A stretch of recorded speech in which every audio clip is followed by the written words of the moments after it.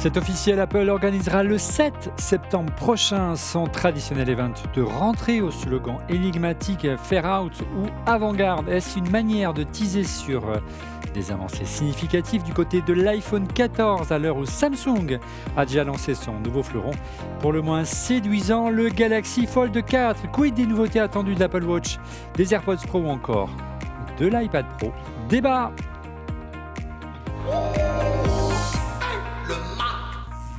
Et bonjour à toutes et à tous, vous regardez On refait le Mac, alias ERLM, très heureux de vous retrouver pour notre débat tech hebdomadaire. Déjà, la 13e saison d'On refait le Mac, comme le temps passe. Merci de votre fidélité, merci aux abonnés premium VIP du club ORLM de nous regarder en direct. Ils ont la chance de pouvoir nous suivre un petit peu à l'avance. L'émission est diffusée en exclusivité pour eux d'abord. Et vous nous retrouvez comme 13 ans, 12 ans maintenant, chaque vendredi à partir de 17h. Avec comme invité pour cette première émission de la saison en plateau, à mes côtés, monsieur Stéphane Zibi de Ionisix. Bonjour Stéphane. Bonjour Olivier, bonjour à toutes et à tous. Ravi d'être là pour cette nouvelle saison. À tes côtés, Christophe Degrave d'Underside. Bonjour Christophe. Salut Olivier, salut à tout le monde. Voilà, on salue Laurent Brandanac qui nous rejoindra dès la semaine prochaine, qui est absent pour la première de la saison, et en duplex, comme chaque année, comme chaque semaine, en duplex de Lausanne. Didier Poulicani de Mac Forever. Bonjour Didier, comment ça va ? Mais salut les amis, ça fait plaisir de se retrouver tous ensemble pour une nouvelle saison. Surtout qu'il y a pas de choses qui arrivent cette année. Ouais, l'année s'annonce assez encore exceptionnelle. On annonce de nouveaux produits, mon cher Didier. 14.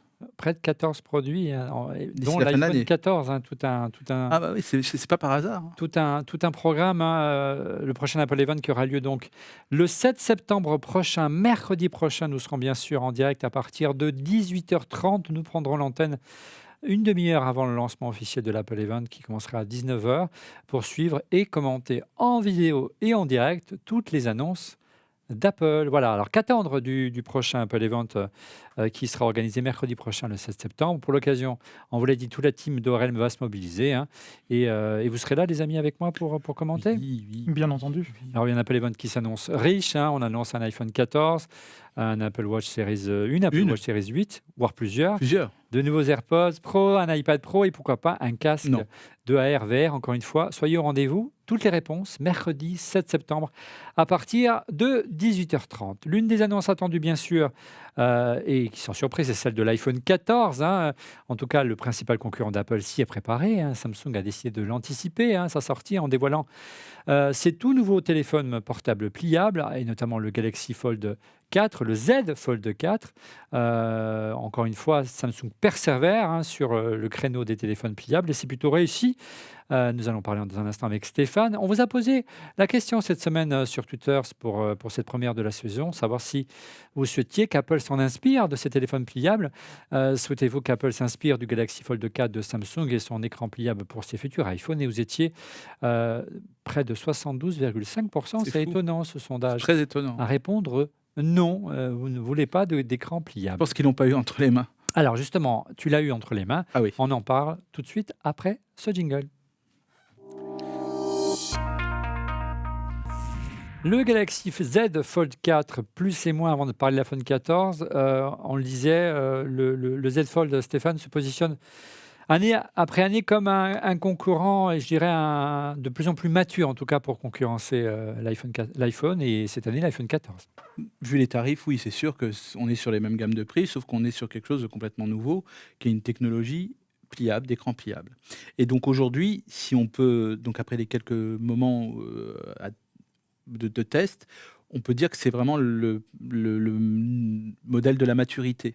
Ouais, c'est la quatrième évolution. C'est que là, on a la même technologie d'écran pliable qui est un écran du verre très très fin qui a été éprouvé maintes et maintes fois. Il y a une nouvelle charnière. 220 000 ouvertures, fermetures. Par Veritas, mais il y a des youtubeurs polonais qui ont fait jusqu'à 440 000, je crois, ou 404 000, 400 000, c'est déjà suffisant. Voilà, mais imaginez que 220 000 déjà qui ont été certifiés par Veritas, c'est 200 ouvertures dans la journée pendant 5 ans. Alors, qu'est-ce qu'il y a de nouveau? Quels sont les plus? Alors, En fait, de lister les plus et les moins, si tu veux bien, Stéphane, par ouais. rapport à la version de l'année dernière. Alors déjà, bon, ça peut paraître anecdotique, il est plus léger de 8 grammes. C'est Il parce est, que son form factor est quand même assez imposant. Hein. bien évidemment, mais bon, je vais y venir un petit peu après.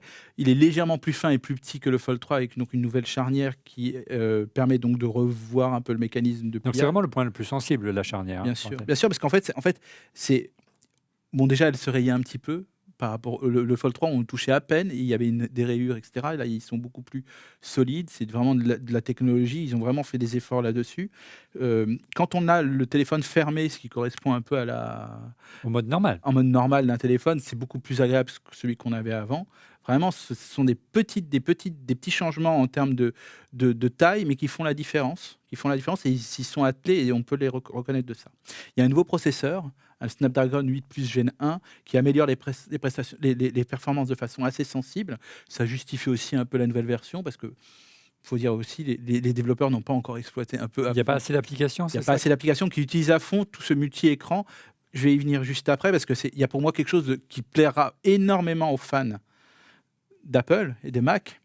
Parce que quand on se connecte sur n'importe quelle application, je ne sais pas si on voit ici, mais tout en bas, on peut faire il y aura peut-être une petite vidéo qu'on pourra incruster. Oui, bien sûr. Mais tout en bas, il y a comme le Note Dock. Ils ont introduit un petit dock Un pour petit dock, l'écran comme exactement, le dock de macOS 10. Exactement. Et en fait, il y a juste à cliquer et à drag and dropper, et on peut faire même du multitâche, ce qui est quand même un truc énorme Alors, sur un téléphone. Justement, le multitâche, c'est un peu le défaut de la cuirasse des produits d'Apple. Hein, que ce soit l'iPad Pro, on sait qu'Apple se cherche, ou encore l'iPhone.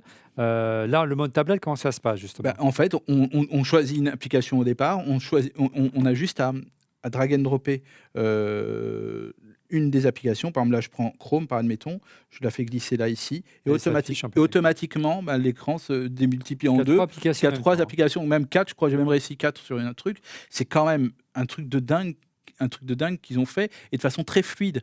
Quel que soit le nombre d'applis, c'est vraiment, on voit, là, le côté nouveau processeur est important. Alors, les années précédentes, tu pointais du doigt le fait que, en revanche, alors qu'il y a une course folle entre constructeurs de téléphones, au niveau de l'appareil photo, il était un peu en faible, bien Qu'est-ce évidemment. qu'il en est de cette année? Alors, cette fois-ci, ils ont mis, vous voyez, ce bloc-là, ici, si vous regardez les téléphones de Samsung qui sont sortis un peu plus tôt dans l'année, le S22 et le S22 Plus, on ne parle pas de l'Ultra, hein, le S22, on a exactement le même bloc photo. 50 millions de pixels. 50 millions de pixels avec un téléobjectif x3, Wow, ouais, 10 millions de pixels, un ultra grand angle. Franchement, là, on est vraiment au niveau des galaxies, au niveau photo. J'ai pris quelques photos, c'est magnifique. Ouais.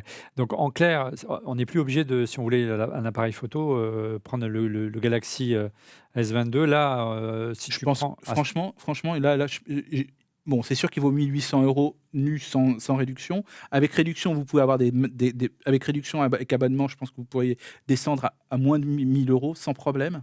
Hein, Ouais. donc, ce qui est quand même relativement Pas mal. cher, bien sûr, mais c'est pas mal. Mais en tout cas, c'est sûr que ce point-là qui était la faiblesse des photos, maintenant, on n'est pas du tout déçu. Le fait d'avoir un écran plus grand, est-ce qu'on le paye au niveau de la batterie?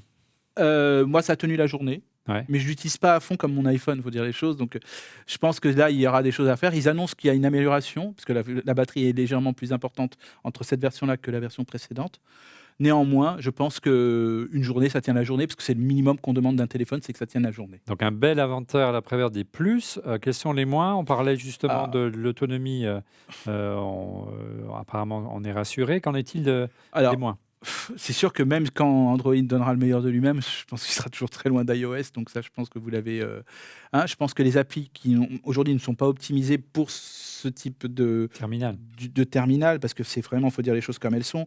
On a, c'est vrai qu'Instagram est joli, c'est vrai que beaucoup de YouTube c'est joli, etc. Mais je pense qu'il y a beaucoup de choses à améliorer, à mon humble avis. Et je pense que les efforts devront aller sur ça, mais si tout le monde va vers un écran pliable, pourquoi pas? Ça pourrait être vraiment très intéressant. En tout cas, je peux juste dire, j'utilise l'iPhone en permanence. Je peux vous avouer une chose, et il y a beaucoup de fanboys qui m'écoutent, mais si vous l'avez entre les mains, je pense que vous allez beaucoup hésiter de devoir utiliser en productivité, en tout cas. Productivité. Ah ouais, ça. Et juste un dernier point, ils ont fait aussi un bel effort au niveau du ratio sur l'écran externe. Ils ont un peu diminué le rendu pour qu'on puisse utiliser un petit peu mieux la partie téléphone, parce que d'une main notamment. d'une main, et c'est vraiment beaucoup plus. Alors regarde sa réaction sur Twitter de John Ma, et puis on fera le tour de nos chroniqueurs pour avoir un petit peu leur impression. Réaction de John Ma sur Twitter: même si Apple se décide à sortir un iPhone pliable, cela ne sera pas pour tout le monde, vu son potentiel prix et la part de marché durant plusieurs années, et reste encore ridicule, c'est vrai. Mais est-ce qu'Apple va résister à la tentation? Christophe, c'est vrai que c'est un produit très haut de gamme, très prégnant. On est autour des 1700, 1800 euros. 1800 euros nus. On peut penser qu'Apple est crédible pour aller sur ce créneau-là, hein. Oui, Apple serait sans doute C'est crédible. un prix très élevé quand même pour un téléphone. Oui, bon, en même temps, Apple peut aller sur ce genre de prix sans trop de soucis, hein. Ils sont quand même Ça, c'est sur vraiment des, un défaut, on est bien d'accord, un moins. Oui, c'est un moins, oui et non, parce que bon, ici, c'est vraiment un haut de gamme technologique. Par contre, je vois mal Apple sortir un téléphone qui, sorti de la boîte, tu as une ligne en plein milieu de l'écran, quoi. Ouais. Ah, Euh, ça t'aime pas, ça? Non, j'aime pas ça, j'aime pas les reflets. Là, tu étais en train d'en faire la démonstration, tu as essayé de... Tu l'as ouvert, il s'est pas allumé. Non, c'est pas ça, c'est parce que pour ma reconnaissance faciale, je sais pas, je suis peut-être trop barbu. Je pense à montrer l'écran à la caméra. Ils sont pas très barbus, mais non, mais voilà, ce que je veux dire, hein. voilà, ce que je dis juste dire par là, c'est que pour moi, c'est vrai que là, il y a la pliure peut-être qui peut gêner, mais bon. Et les reflets. Moi, la pliure, je trouve ça. Moi, ça alors, connaissant les gens d'Apple au design comme ils sont perfectionnistes, c'est quelque chose qui peuvent les rebuter en disant pour nous, la techno, elle n'est pas au point parce qu'il y a cette marque. Et cette marque, c'est une je ne sais plus qui me disait, c'était toi qui me disais ça? C'est une forme de Oui, faiblesse. c'est une signature. Potentiellement, de voir cette marque au milieu qui pourrait être un terme, une faiblesse de l'écran. Oui, ça pourrait être une faiblesse de l'écran. Bon, on l'a vu sur les premiers modèles qui ont été rappelés à cause de ça, entre autres. Et puis bon, parce que les gens venaient gratter. Oui, ils venaient chercher. Voilà, ça c'était une erreur de l'utilisateur. Mais par contre, effectivement, il est asymétrique quand on le referme. On voit un jour à gauche et pas à droite. Il est plus épais que le smartphone actuel de Apple, mais bien plus épais, hein. On parle presque du double. Donc il y a pour moi en fait un chemin en tout cas une limite en fait que Apple ne passera pas en termes de design. En termes de concept, on n'est pas encore atteint une maturité parfaite en termes de design. Regarde, avant d'avoir la réaction de Didier du côté de Mac Forever, regarde cette réaction de daftech.fr, sur Twitter, pas un smartphone dans la poche, hein. En clair, c'est trop épais pour lui, pénible à ouvrir à chaque utilisation. Mais pourquoi pas un grand iPad pliable pour pouvoir le ranger, transporter facilement peut-être un jour. Ces pliures totalement invisibles, on y revient de cette pliure qui reste visible, qui est perceptible à l'œil et au doigt, hein. Même si elle a été améliorée, elle reste encore pour moi, elle fait un peu, voilà, pour moi, ça me choque, moi, à titre personnel, mais c'est très personnel. Didier, ton sentiment? Eh ben, moi, écoute, je suis allé il n'y a pas très longtemps essayer ces nouveaux téléphones, notamment aussi le Flip.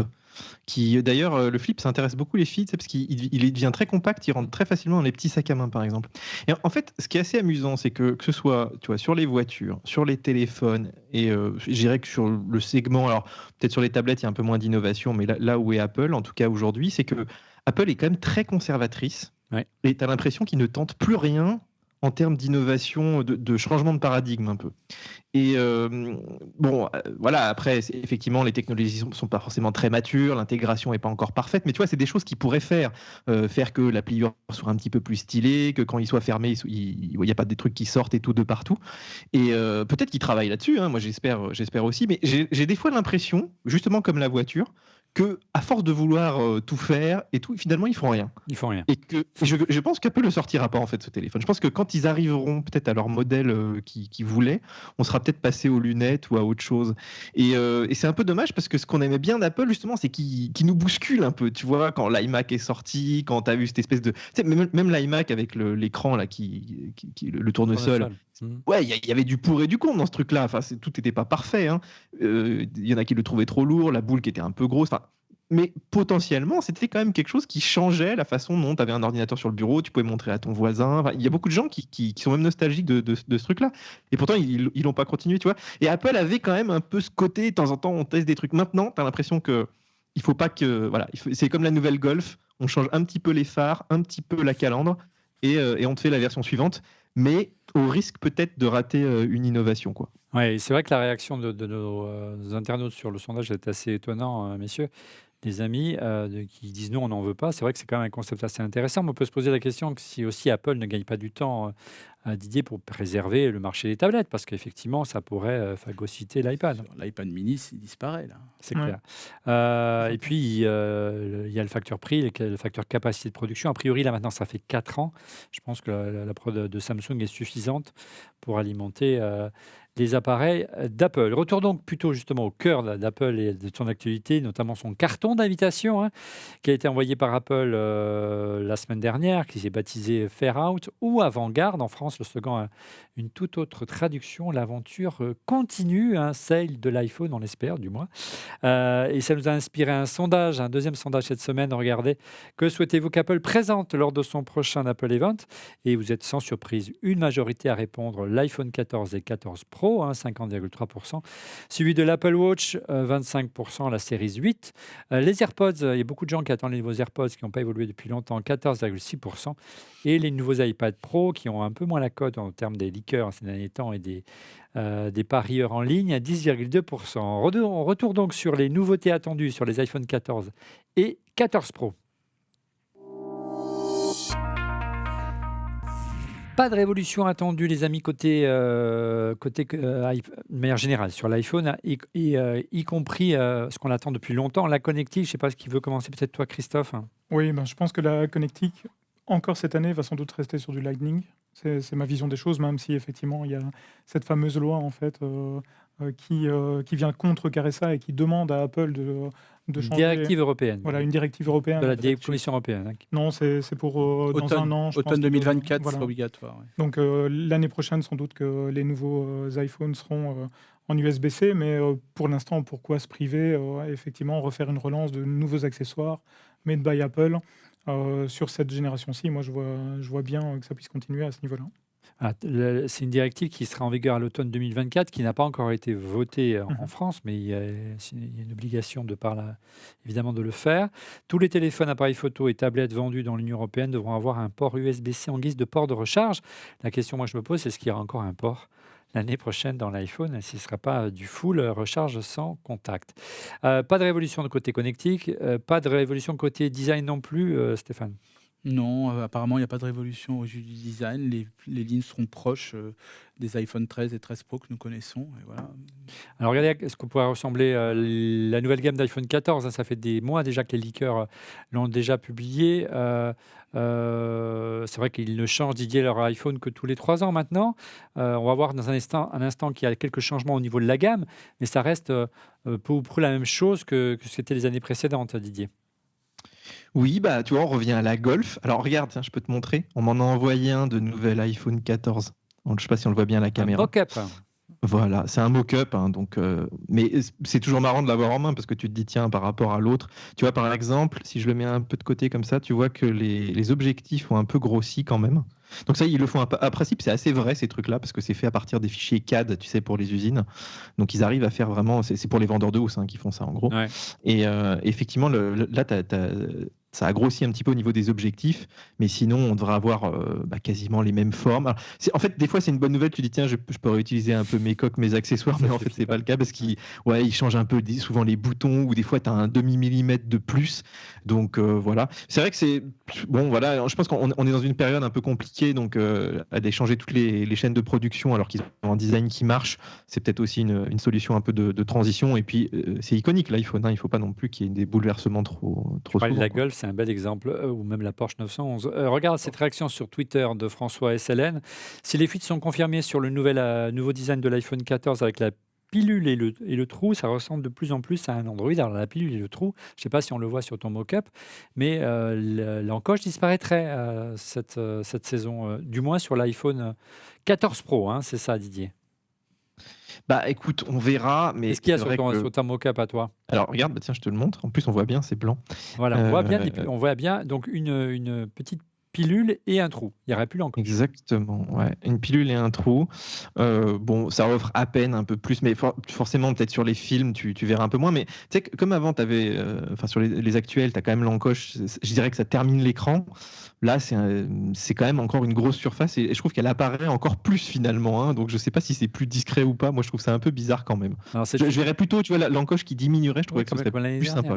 Ouais, c'est une rumeur récurrente des leakers en tout genre. Hein, de 9to5Mac, dès le mois de février de cette année, avait déjà publié une illustration, regardez, qui illustrait le fait que la pilule et le trou apparaissaient sur la face avant.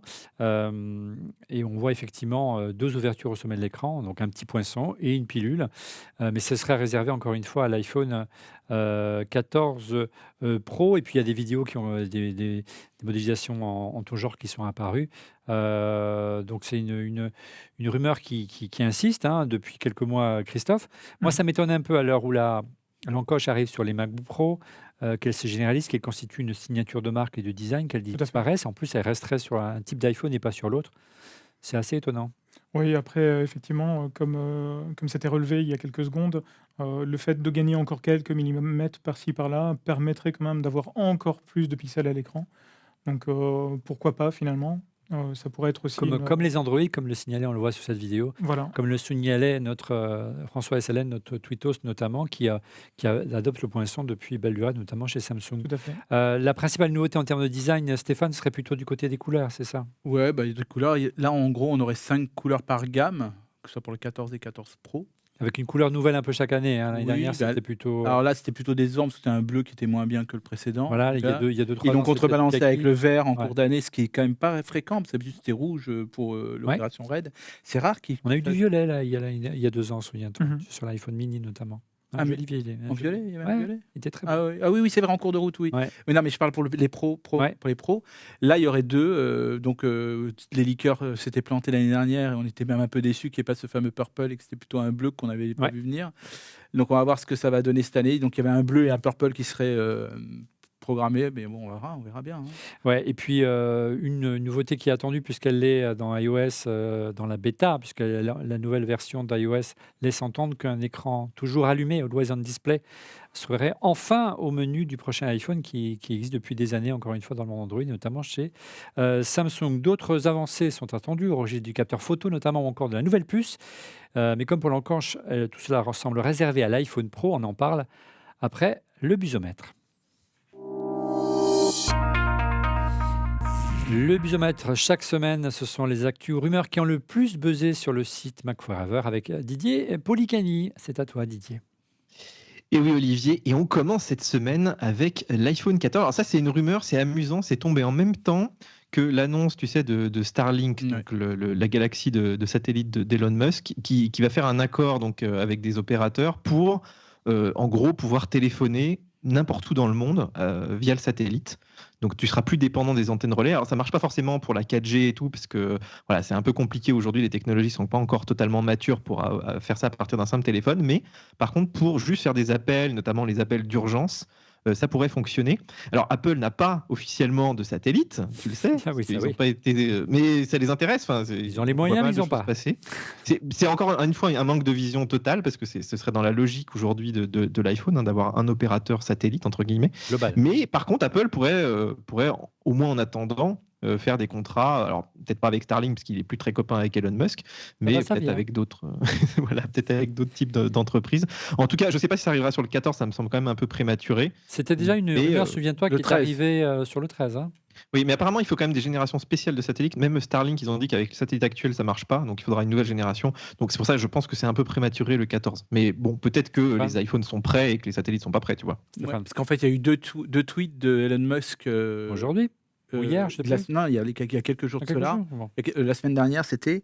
Et en fait, il indiquait qu'en effet, les smartphones allaient pouvoir accéder, de même que les Tesla, au réseau satellitaire. Donc, c'était bien pour qu'en fait, il y ait plus de zones blanches. Ouais, c'est vraiment pour téléphoner. Le débit serait de 4 mégas. Surfer en 4G. Voilà. Ah oui, non, ça. Et notamment, c'est plus un mode secours, on peut dire exactement, ça. Voilà, mais c'est 2 à 4 mégas de débit. Donc, en gros, on n'a pas question de streamer ou quoi que ce soit. Des photos. Il faut quand même avoir des données de trafic. Oui, bien sûr, exactement. Voilà. Et en fait, le fait qu'il attaque ça et que potentiellement les iPhones aillent vers la technologie satellitaire, ça voudra dire déjà que les autres vont y aller et que là, donc 2023 sera l'année où il y aura des déploiements. Donc, ça paraît pas déconnant que l'iPhone 14 puisse être cette évolution puisse avoir quelques Oui, parce que moi j'ai possibilités. souvenir des téléphones satellites où il fallait sortir Ah ouais, une le gros, antenne, voilà, tout à fait. qui est en forme de Et petit ça, marteau. c'est fondamental, en fait. C'est quelle est la technologie qui serait embarquée sur les iPhones, parce que quelque part, ils doivent aussi préserver leur batterie, quoi. Voilà, on aura la réponse la semaine prochaine, Je pense mercredi. qu'il y aura un mode satellitaire activé, comme on a un mode avion activé, un truc comme ça. Oui, il bascule. Voilà, et on basculera là-dessus, et voilà, et ça sera compatible. Et c'est impossible que Musk, en tout cas que Starlink soit pas ne parle pas avec. Ne soit pas dans le Avec les pipe. constructeurs. Ce sont eux qui ont lancé le plus de satellites à ce jour. Ils ont couvert la Terre entière, en tout cas. Ouais, au grand désespoir des astronomes, hein, tu sais que ça a créé une pollution lumineuse terrible, les satellites à basse, comment dit-on? Basse Attitude. altitude. Allez, on reste sur l'iPhone 14 avec toi, Didier. Oui, alors moi j'ai testé cet été un téléphone de 150 watts qui charge en un quart d'heure. Donc en 5 minutes, tu remets 50%. Et là, on parle de l'iPhone 14 qui, attention, passerait en gros de 20-25 watts à 30 watts. La folie furieuse. Ouais. Donc encore une fois, tu vois, Apple très prudente. Alors peut-être que voilà, au niveau des batteries, tu vois, ils ont des exigences peut-être un peu différentes des petites marques Android qui veulent faire le buzz. Mais c'est vrai que là, pouvoir charger un téléphone en 5 minutes à 50%, c'est quand même un truc incroyable. Et l'iPhone 14, il faudra encore une demi-heure. Donc on est quand même encore loin de ce que fait le monde Android.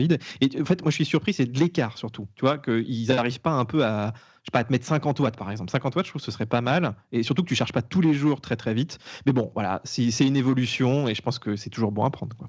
Alors, on change d'univers, mais on reste dans les annonces possibles pour la semaine prochaine, Didier. Alors ça, c'est des marques qui ont été déposées par Apple, donc c'est entre guillemets officiel, et ça s'appelle donc Reality One, Reality Pro, et bon après tu peux le décliner, Reality OS, etc. Donc évidemment, ce serait effectivement des marques pour le futur casque AR VR d'Apple, qui est, je te rappelle que chaque année on nous dit qu'il va être présenté, que c'est pas le cas, donc peut-être pour l'année prochaine.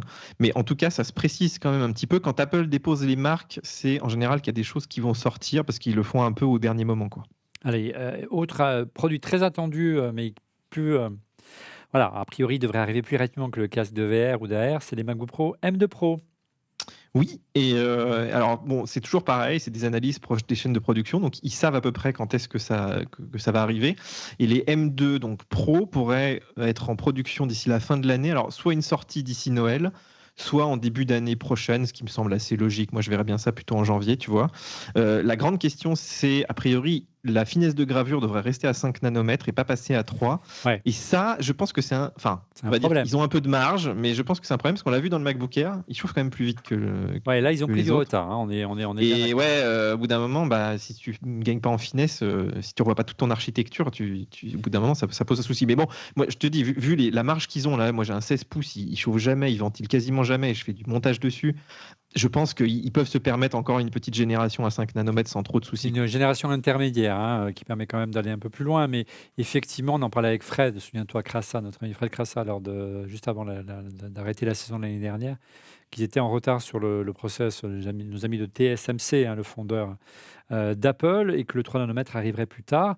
Il n'arrivera pas en tout cas dans l'iPhone, on en parlera dans un instant, sur la puce qui va équiper l'iPhone 14. On reste sur l'iPhone justement, Didier. Alors, je ne sais pas si tu as acheté un iPhone SE pour tes enfants, ta femme ou ta maman qui utilise peut-être un petit peu moins que nous. Oui, ma maman a un iPhone SE, comment le sais-tu? Mais oui. Tu vois, c'est exactement ça. C'est le bon public, ça coûte pas trop cher, mais tu as quand même une puce récente. T'en veux pour un iPhone. Ouais. Et donc, le prochain iPhone SE, parce que celui de cette année était quand même pas très convaincant. C'est vrai que la presse était un peu unanime sur le fait que c'était quand même un peu un vieux téléphone avec Touch ID et tout. Alors que l'iPhone SE 4, oui.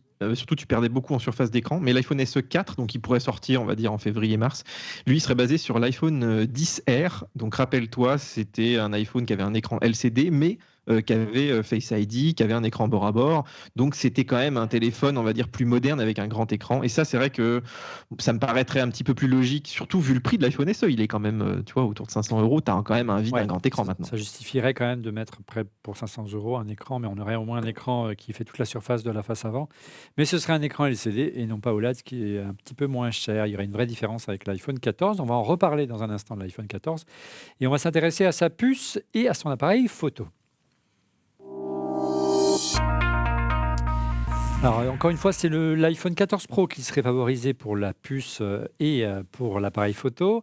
Il semblerait vraiment cette année, les amis, que Apple tente vraiment de distinguer plus fortement encore la gamme Pro du reste de la gamme, et notamment avec la nouvelle génération de puces, peut-être avec toi, Christophe. Oui, bien sûr, une nouvelle génération de puces qui forcément va faire la part belle à la puissance, comme d'habitude, sans doute une augmentation au niveau des processeurs graphiques aussi, Ouais. peut-être pour jouer un certain rôle au niveau de la réalité augmentée, entre autres. Donc, Et, et- pourquoi pas. et les iPhone 14 garderaient la version simple, je dirais, Oui, garderait la puce de l'année dernière, c'est ça en gros l'idée? Cette année, ouais. ouais, une puce Ouais. donc qui serait la A15, mais une puce A15 peut-être X qui serait améliorée. Ouais. euh, Parce qu'effectivement, reprendre telle quelle la puce de l'année passée, je vois mal Apple le faire. Ouais.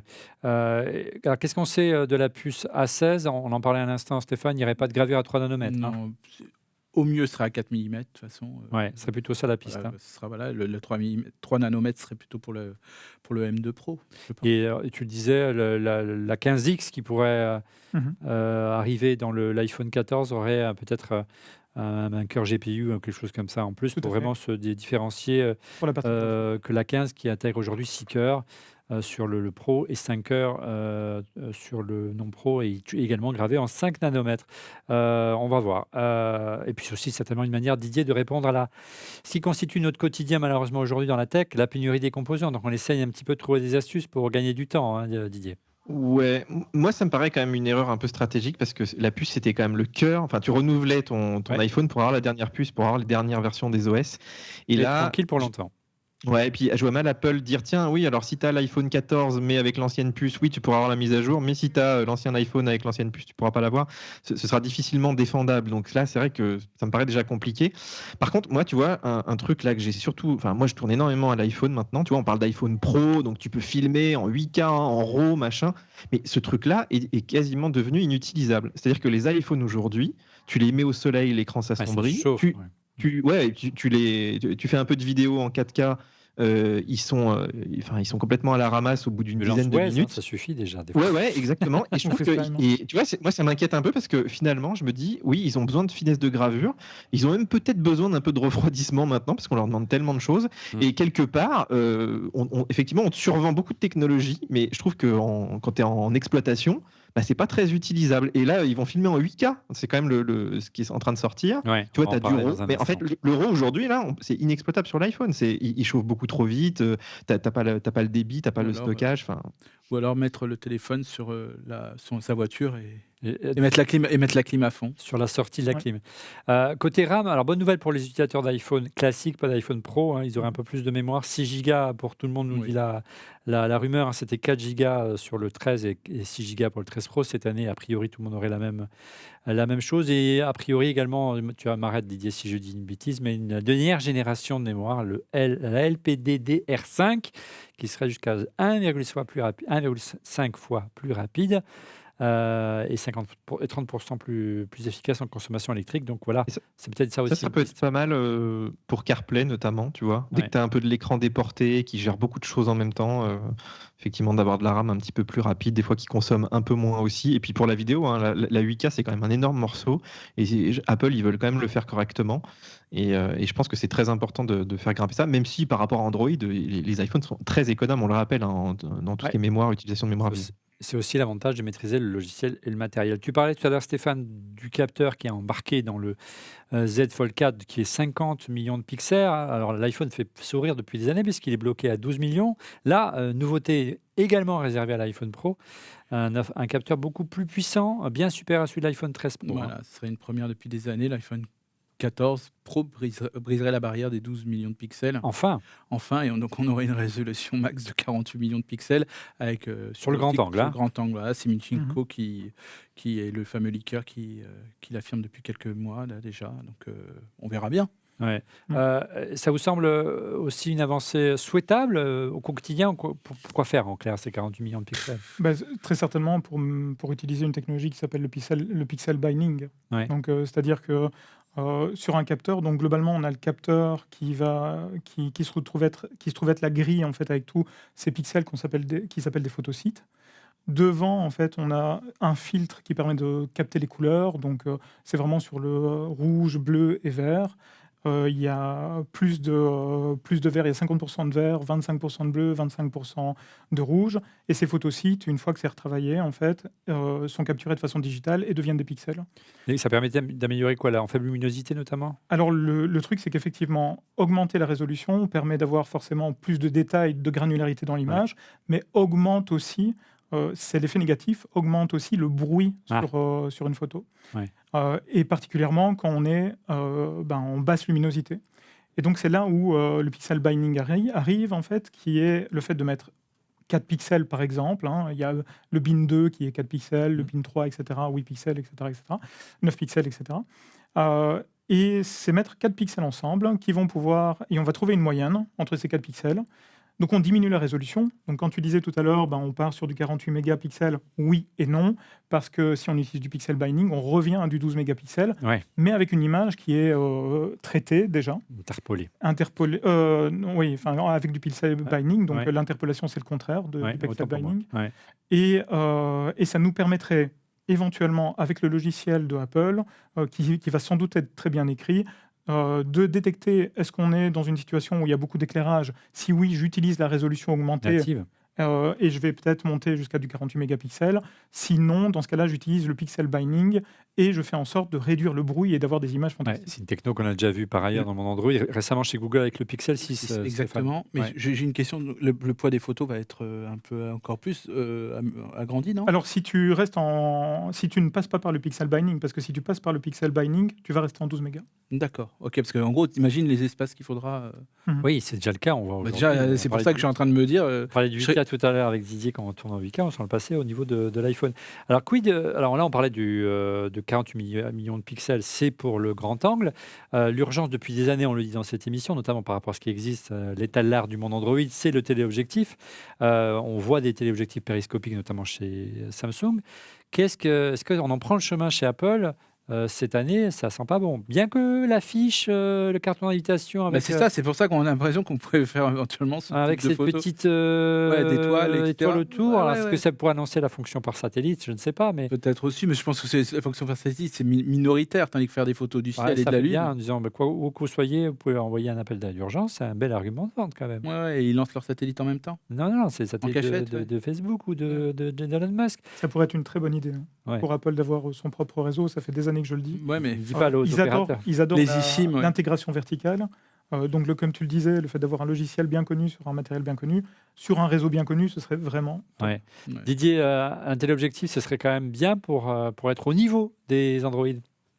Ouais, mais je suis un peu comme les autres, comme ils ne changent pas tellement de design, le périscope et tout, je le sens pas trop. Puis il n'y a pas eu trop de rumeurs autour du périscope sur le 14. Pour l'année prochaine, si on croit mais quand même, l'affiche est étonnante parce que effectivement, si c'est pas le satellite, qu'est-ce que c'est? Ça peut être le ciel profond, mais le ciel profond, il faut quand même un pied, il faut des temps de pause longs. Donc le ciel profond, c'est-à-dire que c'est une photo dans le noir complet et on voit sortir les galaxies. Ouais. Il faut des temps de pause très longs. Mais ça, c'est ce que. Mais t'as pas besoin d'un capteur de dingo pour faire ça. Mais par contre, si la technologie est bien mature et que tu as un petit pied et tout, tu pourrais. Mais ça me semble pas assez grand public, si tu veux, pour un lancement comme ça. Donc, mais il pourrait avoir amélioré quand même le télescope. Il pourrait faire un petit x5. Et après, le problème, c'est que si tu fais un téléobjectif trop puissant, tout ce qu'on utilise aujourd'hui, par exemple, pour faire les modes portrait, tu sais, d'un petit peu loin, ça marche plus. Sauf si, comme il y a un nouveau capteur qui a plus de photosites, tu zoomes dans le capteur. Donc, tu pourrais utiliser ça. Non, mais ça pourrait pas être idiot. C'est-à-dire que les 48 mégapixels, de toute façon, tu auras une photo en 12 mégas, comme le disait Stéphane tout à l'heure. Et puis, tu pourrais Christophe, pardon. Et tu pourrais zoomer dans le capteur. Et puis après, tu pourras un téléobjectif un petit peu plus gros parce qu'un x4, x5, ce serait déjà pas mal. Moi, je trouve, tu pourrais faire des photos de la Lune, par exemple, de manière correcte. Une autre possibilité sur la logique d'intégrer un objectif périscopique. L'objectif périscopique, on en a déjà parlé dans des émissions précédentes, mais c'est vraiment, tout est basé sur le fait d'avoir un jeu de miroir à l'intérieur du smartphone. Le miroir, en fait, c'est une surface plane qui est la plus parfaite possible, mais qui n'est pas parfaite. Et donc, quand la lumière vient se réfléchir sur cette surface, on perd en intensité lumineuse. du coup, en fait, le fait d'avoir la technologie du pixel binding viendrait compenser ça. Donc, pourquoi pas, finalement? On a hâte d'être la semaine prochaine. Allez, les versions, vous l'aurez compris, Pro de l'iPhone 14 sont vraiment avantagées cette année, hein. Elles sont beaucoup plus puissantes, tant pour la puce que le capteur photo. Apple changerait complètement de stratégie cette année pour pousser les ventes de l'iPhone 14 en arrêtant carrément l'iPhone mini, Stéphane. En fait, on aurait 2 tailles Ouais. pour chacun, que ce soit pour le 14, donc avec donc deux objectifs pour chacun. Et donc, on n'aurait plus le mini, on aurait les tailles que l'on a aujourd'hui sur On aurait sur le Pro. deux max, en Ouais. fait. Hein, Deux- en fait. On aurait 2 max, un en 14, c'est ce que j'ai cru comprendre. Et donc, Donc, on aurait un iPhone 14 comme l'iPhone 13 l'année dernière. On Ouais. n'aurait plus l'iPhone mini, mais on aurait l'iPhone 14 14. Max, c'est-à-dire avec l'écran aussi grand que l'iPhone 14 Voilà. Pro Max, mais avec 2 objectifs à Voilà. l'arrière au lieu de 3. Et puis on aurait l'iPhone 14 Pro et le 14 Pro Max. Voilà. Donc Ouais. c'est vrai que les Asiatiques, on le sait, mais en général, le marché asiatique aime beaucoup les téléphones à grand écran. format. On dit beaucoup, c'était Didier, que le mini ne performerait super pas bien en termes de vente. Qu'est-ce que tu as entendu de ton côté? Alors, moi, ce que je pense déjà, c'est que effectivement, ce serait une première pour Apple de faire un grand écran, mais pas sur un téléphone haut de gamme. Donc, Ouais. tu vois, ils rompraient un petit peu leur dogme. Ça, c'est 6,7 plutôt pas pouces, c'est mal. un grand écran. On sait qu'il y a plus grand encore dans le monde Android, mais c'est vrai que c'est grand dans l'univers. C'est surtout que sur Android, à 300 €, tu as des super grands téléphones. Oui, Donc, évidemment. c'est pas normal que l'iPhone Mhm. n'ait pas un peu pour conquérir ce marché. Et le mini, je pense surtout qu'il a été mal fait, quoi. Il a été mal tarifé. Ils ont voulu peut-être trop en mettre dedans. Et du coup, ça coûtait assez cher à produire. Ils ne pouvaient pas non plus trop baisser les prix. Ouais. Et surtout, il a remplacé finalement l'entrée de gamme qui était l'iPhone normal. Et cet iPhone-là qui est devenu beaucoup plus cher. Donc, moi, je pense qu'ils ont vraiment raté sur le plan marketing. Alors qu'aujourd'hui, un mini, à la limite, il n'a peut-être pas forcément besoin d'avoir la plus grosse puce, puisque l'usage du mini, elle est plus légère finalement. Comme toi, tu Oui, n'as pas un grand écran, tu ne veux pas faire de la vidéo avec et tout. Donc, c'est l'iPhone un peu que tu mets dans la poche, dans le petit sac à main. comme Parce que l'iPhone les gens qui achètent un mini, bah oui, exactement. Et du coup, il faudrait peut-être faire un téléphone un peu moins ambitieux. Tu vois, on pourrait faire un iPhone SE mini finalement. Ça Exactement. serait Il très pourrait- bien. Mais Stéphane. peut-être moins ambitieux, quoi. Ouais. on verra Didier si il le garde dans le catalogue avec une diminution de tarif. Et là, peut-être, il trouvera son. Alors, c'était aussi une Le rumeur 12 récurrente. mini, Oui. tu le trouves pour pas cher aujourd'hui, Ouais. même si l'autonomie n'est pas terrible, mais Ouais. ils ont fait des sacrées baisses de prix et il est toujours à produit apparemment. Ouais, la dernière version, le 13 mini, est quand même beaucoup mieux en termes d'autonomie. Le 12, c'est c'était sûr. une catastrophe, mais le 13, c'est mieux. Bonne nouvelle également, ce serait la génération du ProMotion, hein, la variation de la fréquence jusqu'à 100 Hz de l'écran sur également les iPhone 14 et non pas uniquement les 14 Pro.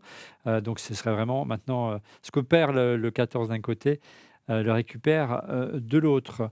Regardez maintenant cette réaction de Féfé du 83 sur Twitter. Salut l'équipe, peut-on espérer rien à voir avec les specs, voire le droit à la location du mobile, surtout que d'après ce qui se dit sur le net, tous les iPhones auraient 100 € de plus de ce qui commence à faire cher. Merci à vous, bonne émission et bonne reprise. Merci à vous de nous suivre.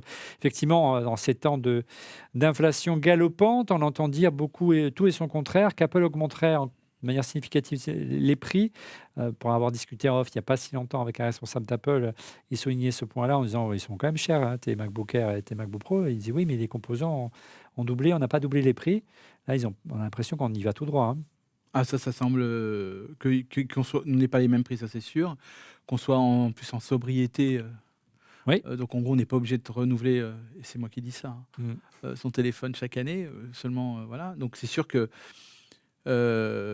beaucoup d'indices laissent à penser qu'il y aura plus qu'une taxe Apple là cette fois-ci, et que peut-être qu'un palier sera presque atteint, surtout pour les Pro Max, où les premiers prix pourraient flirter avec les 1 500 € quand même. Ce serait quand même.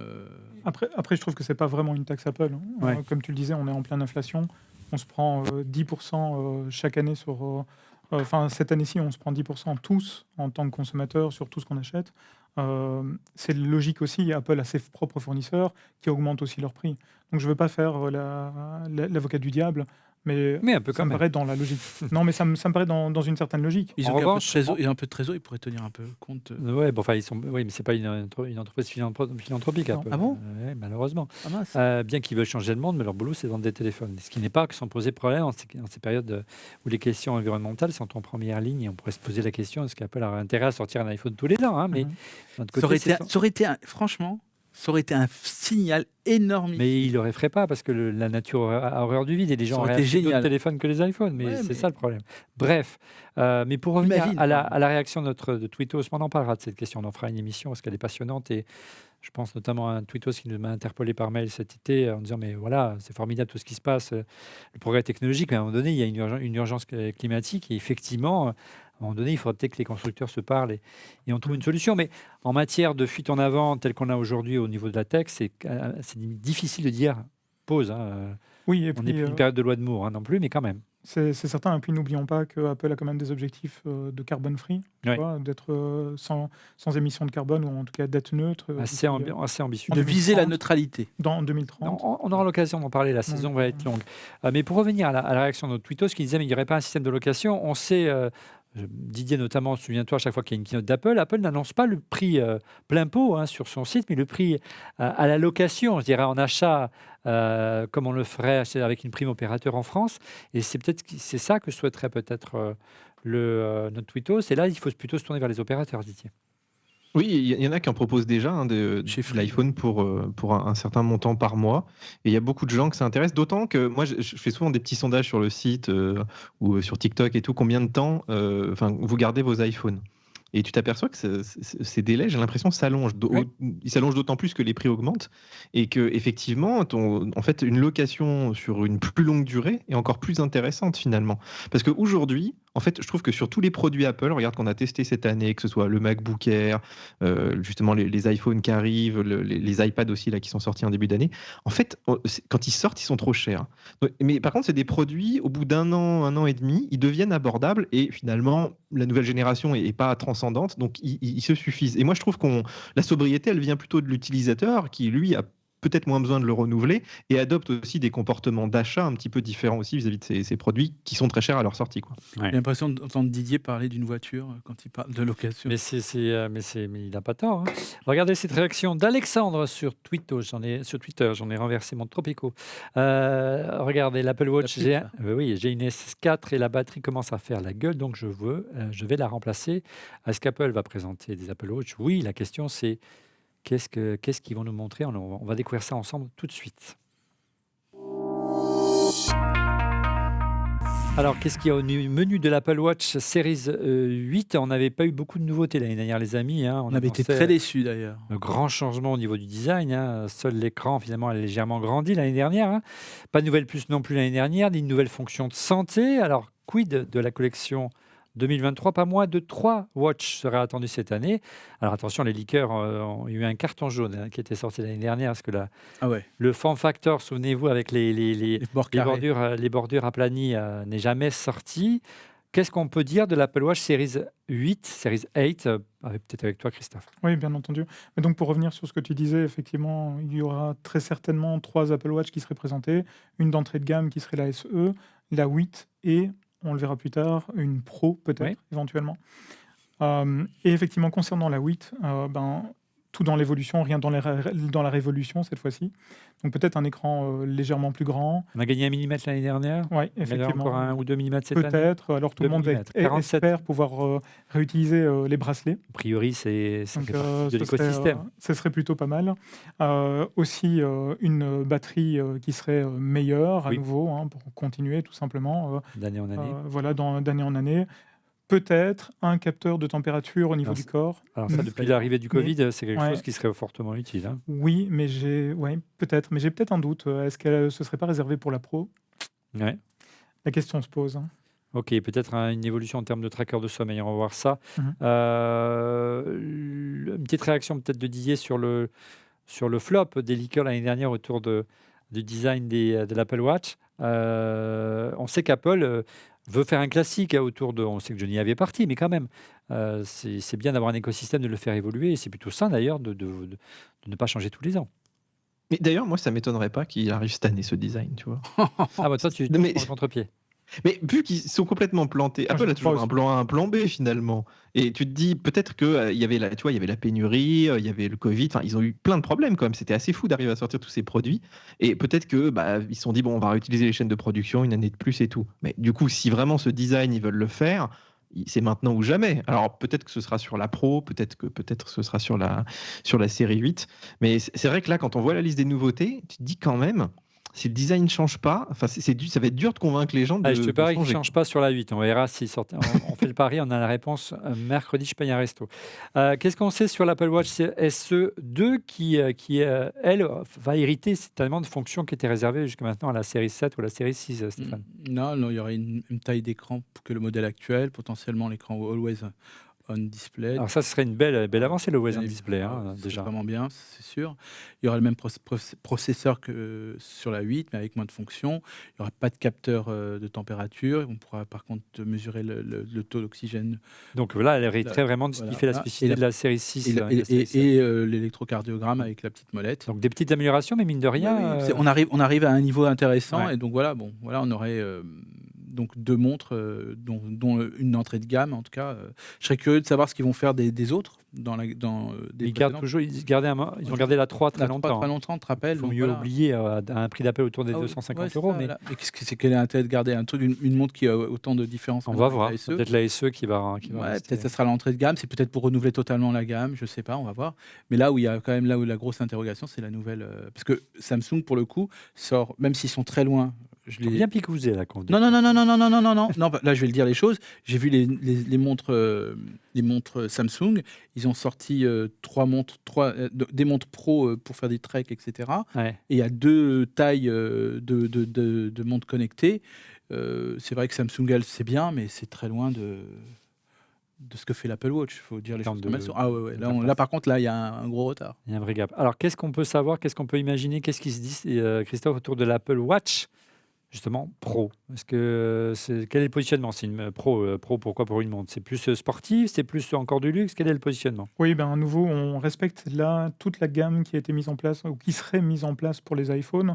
Donc toujours de l'entrée de gamme, du milieu de gamme et puis une montre qui serait dédiée aux professionnels. Et par professionnel, on pourrait entendre éventuellement effectivement les sportifs qui l'utiliseraient tous Les les jours. baroudeurs, un peu Voilà. c'est quoi? C'est un peu le fer de lance, tu nous en parles souvent dans cette émission, Didier, de Garmin, hein, c'est ça, hein, en gros, l'idée? En ce moment, là, il y a l'UTMB à Chamonix. Je ne sais Ouais. pas si tu as entendu parler, c'est une des plus grosses courses du monde, c'est incroyable. Personne n'a d'Apple Watch. Ouais, Mais quand tu y vas, il n'y a personne qui a ça, parce que c'est une montre pour bébé, quoi. Non, mais pour les sportifs, c'est pour le Je sportif du t'interdis de dimanche. dire ça, Didier. Je cours avec ça et je fais des marathons. Voilà, non mais Non, mais tu ne j'exagère fais un pas peu, des évidemment. treks Non. dans la montagne. Non, non. Donc là, Non, mais c'est pour, Mais- oui, Je connais quelqu'un qui en fait. Et là, pour la course à pied, c'est génial. On Mais l'embrasse, après, t'as pas l'autonomie, les Ouais. fonctionnalités des Garmin, l'écran là qu'ils ont, il reste allumé en permanence et tu peux l'utiliser pendant des jours entiers. Même au niveau de la structure du boîtier. Alors l'Apple Watch, tu peux lui mettre des petites coques et tout, mais c'est vrai alors que c'est pas justement, trop est-ce que c'est pas ça le robuste. créneau de l'Apple Watch Pro, Didier? Oui, par contre, il faudrait que l'écosystème suive. C'est-à-dire qu'aujourd'hui, il y a quand même un problème d'écosystème sur l'Apple Watch. Donc, ça s'est bien développé effectivement pour la course à pied. Il y a quand même des domaines où elle excelle quand même pas mal.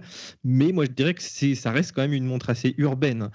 Si tu veux faire une montre sportive, il faut une très grosse batterie, il faut un écran très très large, il faut peut-être une technologie d'écran différente. Je ne Ouais. sais pas s'ils vont oser ça parce que je pense que ça consomme trop. De plus résistante aussi, hein, quand même, mine de rien, parce qu'elle est assez fragile quand même, l'Apple Watch. Et ouais, exactement. Ouais, c'est- Et peut-être des technologies de charge aussi, tu vois, de charge rapide, mettons, ou avec un petit panneau solaire. Il y a beaucoup de monde solaire aujourd'hui, ça marche quand même très très bien pour récupérer un peu d'énergie pendant la journée. Et puis au niveau des capteurs aussi, quand tu fais de la natation, il y a des sports très spécifiques sur lesquels Garmin a des années d'expérience et ils mesurent énormément de paramètres. Alors c'est arrivé un petit peu avec iOS 16, ils ont rajouté quand même un certain nombre de paramètres pour les sportifs, mais c'est encore très très loin de ce que fait Garmin. Donc il faudrait qu'il y ait cet écosystème logiciel, mais Apple peut le faire, hein, qu'ils aient des développeurs derrière qui assurent aussi des applications assez avancées qui tirent parti de ces technologies. Mais par contre, ce serait très intéressant parce que ce serait vraiment, je pense, un tout nouveau hardware, une nouvelle architecture. Tu vois, il faut vraiment qu'ils repensent complètement le produit. Et Ouais. je vois pas juste une Apple Watch un peu plus grosse, quoi. Sachant que ce qui a vraiment fait décoller les ventes et permis à l'offre marketing d'Apple d'arriver à maturité, c'est justement repositionner la montre non seulement sur le sport, Mhm. sur la santé, Bien sûr. mais également sur sur sur la santé, exactement. Bien connaître le consommateur. Donc on peut penser qu'ils vont y aller de plus en plus. On va voir, encore une fois, on aura la réponse la semaine prochaine. On a vu passer quelques illustrations 3D de ci, de là, de leakers qui ont essayé de dessiner cet Apple Watch Pro. Ouais. Regardez, ça, on reprend encore les bords plats. Ça a de la gueule, mais je Mais sais tu vois, J'y crois Olivier, pas. j'y crois pas. tu vois, en fait, on a l'impression qu'il n'y a aucune source sur l'Apple Watch. Ça leak pas. Non, donc c'est Et c'est- généralement c'est- quand ça leak pas, c'est qu'il n'y a rien. Il y a quand même des bruits, hein. Ouais. Comme quoi, effectivement, le form factor changerait, comme on en parlait. Oui, mais on verrait passer des maquettes. C'est quand même un produit qui Ouais. est vendu à 10 millions d'exemplaires. Oui et non. Un Alors, Mac, on peut le cacher, mais un Est-ce Apple que Watch, c'est quand Apple même plus compliqué. arriverait à nouveau en fait, à garder sa culture du secret? À moins qu'elle soit disponible un peu plus tard. Et c'est pour ça qu'on Peut-être. n'aura pas vu passer des leaks et des ce que tu appelles quoi? C'est ce que tu as à la main là? Des mock-ups. Des mock-ups, Ouais. voilà. Je voudrais juste rebondir Oui. en fait sur ce que disait Rebondis. Didier.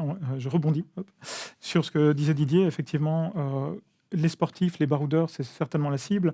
Et les bruits qui circulent autour de ça, c'est l'usage du titane, qui est quand même un matériau beaucoup plus solide que les montres actuellement, que l'Apple Watch actuellement, Il y a Donc, déjà des modèles en titane. voilà, Il y a mais- même des modèles en céramique. mais qui n'ont visiblement pas de succès. Donc, Non, il c'est le plus ferait un monter. modèle, je dirais, de luxe qu'un Voilà. modèle. Voilà. Exactement. Et puis, le fait d'agrandir l'écran aurait aussi une meilleure résolution. Et on parle de pouvoir ajouter jusqu'à 3 complications sur la même. Ça change tout. Voilà, ça change tout pour, par exemple, quelqu'un qui court. Voilà, et on sait que ça fait des années qu'on entend dire qu'Apple travaille sur notamment pour la mesure de glycémie, de mesure de taux de glucose ou de la pression sanguine. Ce ne serait pas pour cette année. Regardez cette réaction sur Twitter, encore une fois, de John Ma. J'aurais aimé une mise à jour de la gamme AirPods Pro avec un nouveau codec pour vraiment profiter du lossless grâce au Bluetooth 5.3. Je suis tenté par les AirPods Pro Max, mais je préfère attendre. Sait-on jamais? On va essayer d'y répondre. Alors, est-ce qu'on va avoir droit la semaine prochaine, mercredi, des AirPods Pro et l'iPad Pro? Qu'est-ce qu'on sait des AirPods Pro? Allez, Stéphane, un petit peu. Un design assez similaire, j'imagine, à ce qu'on a aujourd'hui? Ouais, dizaine similaire à la génération actuelle, donc avec les pods donc et la case. Donc en gros, il y a une rumeur de design qui se rapproche des BeatFit Pro. Et ça, c'est le modèle qui est arrivé juste avant l'été? Voilà, exactement. Il y a des nouvelles couleurs aussi qui pourraient potentiellement Ça, j'y arriver. crois moins. Il y a une nouvelle itération de la puce H1, il y a le Bluetooth 5.2 qui est plus stable et plus efficace et surtout qui a un meilleur débit. Donc, Alors, un son qui donne concrètement, Didier, est-ce qu'on peut améliorer avec le Bluetooth actuel et avoir du lossless? Puisque c'est vrai qu'Apple a beaucoup communiqué sur la fonction d'Apple Music et de son lossless, pas seulement la fonction Dolby Atmos pour la spatialisation. Est-ce que c'est crédible ou il faut casser le standard? On a vu des choses passer quand même sur effectivement des codecs. Moi, j'ai eu un peu des petits bruits de couloir aussi. En fait, ça fait très mal à Apple quand ils ont lancé leur lossless et qu'on s'est aperçu que les 3 quarts de leurs produits n'étaient pas compatibles. Ouais, ça sert On à s'est dit, rien. tiens, ils ont mis la charrue avant les bœufs. Ouais, c'était très bizarre. Et tu t'es dit peut-être c'était le déclencheur. Ils se sont dit quand même ce serait bien de proposer ça. Bon, ça peut avoir du sens et moi, je verrais bien effectivement quelque chose comme ça arriver. Surtout, ce serait cohérent avec l'offre globale. Après, est-ce que c'est, enfin, il faudrait pas que ça leur coûte trop cher parce que je pense que le lossless et toutes ces technologies effectivement de codec très très puissants, c'est pas très grand public à la fin, quoi. C'est-à-dire que les gens sont incapables de différencier vraiment le son à ce point et que c'est beaucoup de boulot pour pas forcément grand-chose. D'ailleurs, aujourd'hui, je serais très curieux de voir qui est-ce qui écoute Apple Music en lossless. Hein. Moi, je dirais que c'est peut-être l'urgence s'il y a, c'est plus sur les AirPods Pro, les AirPods Max, pardon. Surtout que là, t'écoutes ça dans le métro. T'écoutes ça dans la rue, donc. Non, mais les AirPods Max, tu peux l'écouter justement même à la maison pour avoir une son de très, très bonne qualité. Vu le prix du produit, ça se légitime. Ça serait justifié. Voilà. Et a priori, il y a toujours la prise Lightning. À noter, on parlait des derniers casques, des dernières oreillettes de Beats. Ils ont une prise USB-C. C'est plus du Lightning chez Beats. Ils ont déjà fait la transition. Voilà. On reste avec toi, Didier. Est-ce que la piste des iPads tient encore? On a eu la surprise l'année dernière de voir débarquer lors du lancement en septembre un iPad mini. Est-ce qu'Apple va lancer un nouvel iPad? On pense à l'iPad Pro qui devrait adopter la puce M2. Moi, je pense qu'il va falloir encore attendre un petit peu, non? Déjà, ce qui est sûr, c'est que Apple Watch, vu tout ce qu'il y a présenté, l'iPhone 14, il y a pas mal de nouveautés sur la partie photo-vidéo. Je pense que ça va déjà faire une belle keynote. Donc, peut-être un petit truc, soit un iPad. Alors, l'iPad d'entrée de gamme, moi, je peux y croire. Un iPad 10, ouais. Un Ouais, je iPad trouve qu'il 10e a bien génération. vieilli. 10e Ok, iPad. bon. Après, Voilà, moi il y a je quand même... tablerais là-dessus. Et Ouais. peut-être une deuxième keynote Ouais, avec iPad exactement. Pro, AirPods Pro et Oh, peut-être Ouais. une autre ils vont chose. pas faire de keynote pour les Il y a- AirPods. il y a quand même un indicateur Il n'y en a un jamais peu eu. négatif qui est le fait qu'aujourd'hui, iPadOS prend du retard et ne serait pas délivré ni en Ils l'ont septembre ni annoncé, en octobre. effectivement, c'est Donc, c'est une annonce un peu surprise de cet ouais. été. Je Ouais, vois- on je sait vois qu'ils mal, ont du mal un petit peu avec leur, justement l'interface. pas mal des iPads. Bah oui. Voilà, Et il y a beaucoup de Mais nouveautés quand même. sur un iPad d'entrée de gamme, Stage Manager et tout, on s'en fiche un peu. Ah oui, oui, à c'est pour gérer, ça. donc, C'est pour ça qu'on s'en Bien fout. sûr. Regardez sa réaction sous Twitter de Jean-David Arouet. On y a un petit peu répondu déjà dans le busomètre des machines sous M2 Pro, mais ce sera pour octobre. Non, là, visiblement, oui, ce ne sera pas pour septembre. D'ordinaire, mais après, Apple casse souvent ses habitudes, mais d'ordinaire, les annonces de MacBook Pro, c'est plutôt avant, un mois après, au mois d'octobre, on a eu le bonheur de découvrir les MacBook Pro et Mac Pro l'année dernière, au mois d'octobre. Une réaction de Scrambled sur Twitter. Moi, je souhaite des forfaits iCloud rafraîchis avec une augmentation des gigas. On parle de la 8K, on parle de l'augmentation de la résolution. C'est aussi effectivement une chose très attendue. On sait que c'est un marché dans lequel Apple gagne beaucoup d'argent aujourd'hui, les services. C'est le mantra de Tim Cook. On aura encore une fois la réponse la semaine prochaine. Voilà, on a fait le tour complet des annonces possibles. On n'a pas vraiment parlé du casque de réalité virtuelle ou de réalité augmentée. On a parlé brièvement dans le busomètre. On y reviendra plus en détail dès la semaine prochaine, mercredi 7 septembre à partir de 18h30 sur notre chaîne YouTube pour suivre en direct donc les annonces. Vivez-les avec nous, on prendra beaucoup de plaisir à échanger ensemble. Bien sûr, vous pourrez intervenir via le chat en direct sur YouTube. On passe tout de suite à vos coups de cœur. Les coups de cœur, on commence avec Didier.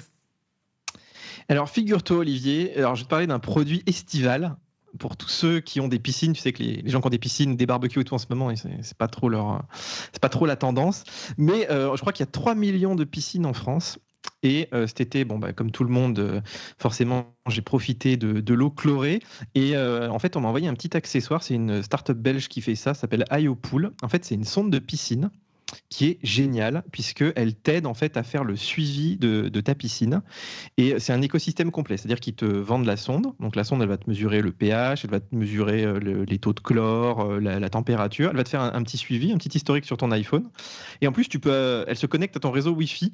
Donc tu peux être loin de ta piscine et voir le taux de chlore s'effondrer, et dire à ton voisin va me mettre du chlore par exemple. Et surtout, ça permet aussi de te conseiller des traitements. C'est-à-dire que si ta piscine par exemple, elle va bientôt verdir parce que tu n'as pas assez de chlore, il va te le dire avant, il va te dire tiens rajoute du chlore. Et comme c'est un système 360, ils vendent aussi les produits. C'est-à-dire que l'appli elle connaît ton stock, elle peut en commander, elle te dit les quantités à mettre, le temps de dissolution, etc.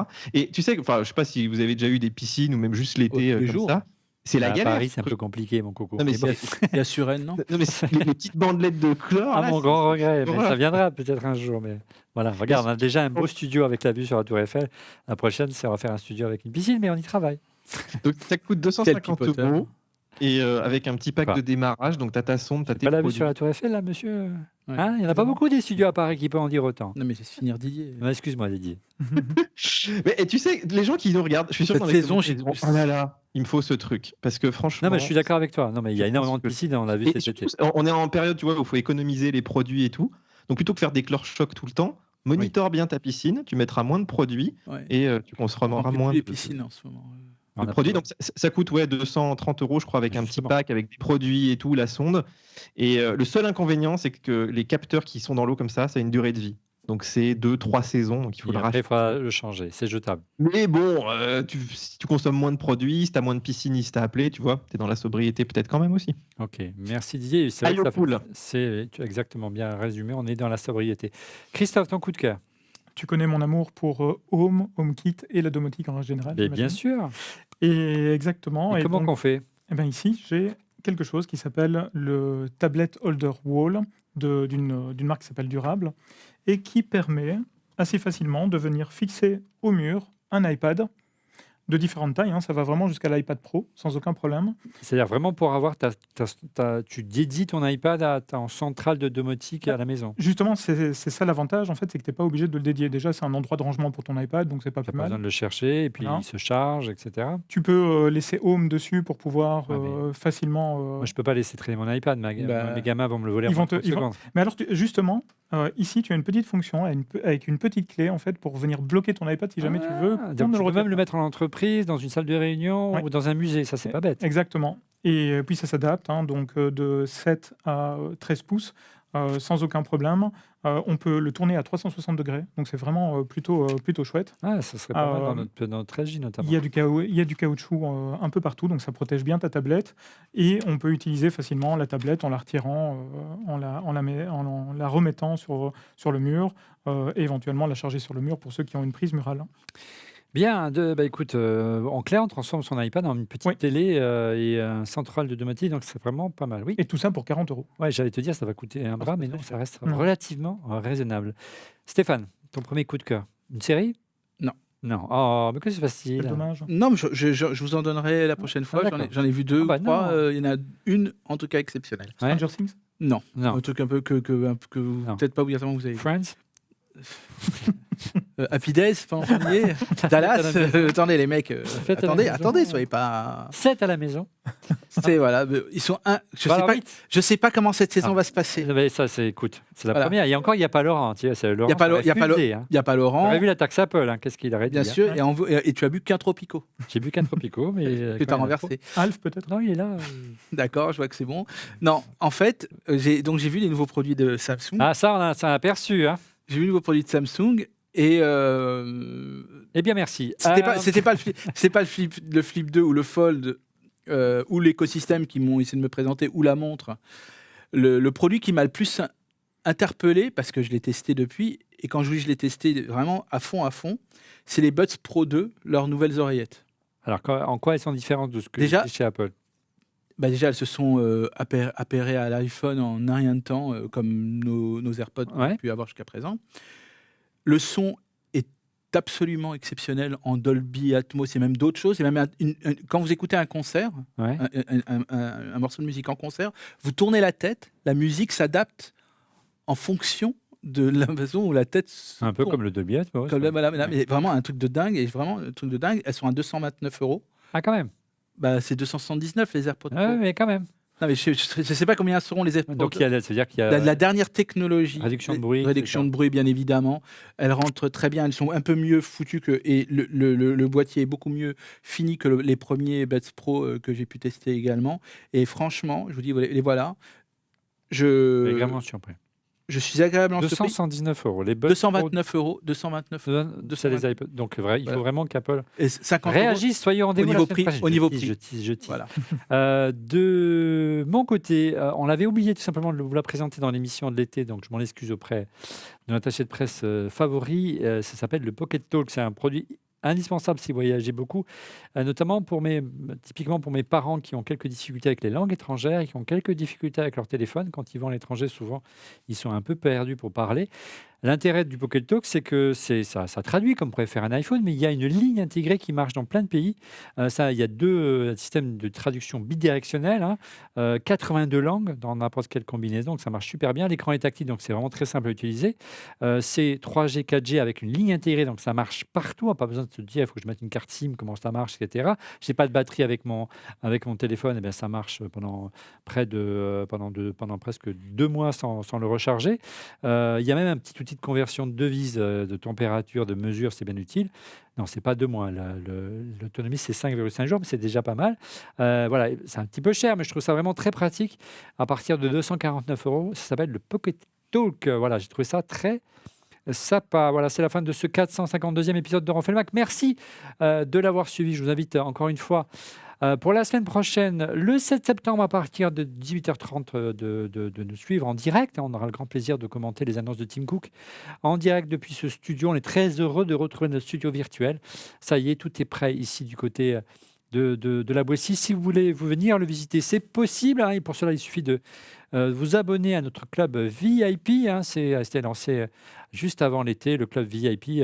vous venez chaque semaine visiter le studio, découvrir les coulisses, découvrir notre régie. Je crois qu'on peut la voir, j'insiste, je ne sais pas si elle est programmée, la régie, si on peut faire un petit plan, parce qu'ils sont très timides, hein, l'équipe de Refait le Mac. Allez, on dit bonjour les gars, on se retourne, bonjour, bonjour. Voilà, on a une belle installation. Voilà, très bien. Et puis chaque semaine, on aura le plaisir de vous recevoir dans cette belle régie.